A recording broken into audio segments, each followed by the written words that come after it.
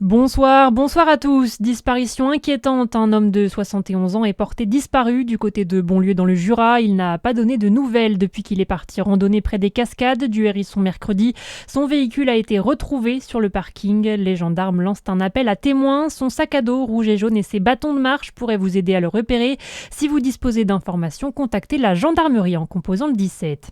6 jeunes condamnés pour une rixe au couteau à Beaune. Hier, ils étaient pourtant 7 à comparaître devant le tribunal. Si l'un a été relaxé, 4 écopent de 2 à 3 ans de prison avec sursis. Pour les 2 hommes les plus impliqués, ce sera 3 ans dont un ferme.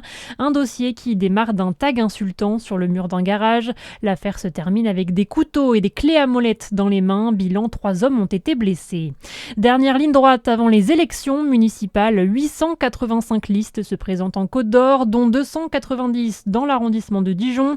Et une seule commune ne présentera pas de candidat dans le département. Dans ce cas, une délégation spéciale sera chargée d'administrer la commune jusqu'à l'organisation de nouvelles élections.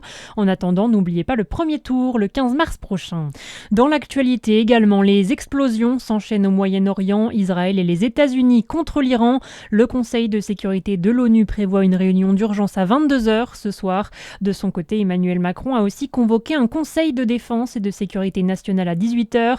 Un début de conflit qui fait déjà plusieurs morts en Iran selon les médias locaux. Les frappes israéliennes sur une école auraient fait 63 morts et 92 blessés. Par ailleurs, 4 personnes ont été tuées lors de la chute d'un missile iranien sur le sud de la Syrie et une autre aux Émirats arabes unis. Et puis, il reste des places. À une semaine du match de l'équipe de France de football féminin contre la Pologne au stade Gaston Gérard à Dijon, les tribunes ne sont pas encore pleines. Les Bleus disputeront un match important pour les éliminatoires de la Coupe du Monde féminine de 2027 au Brésil. C'est le moment de prendre vos billets.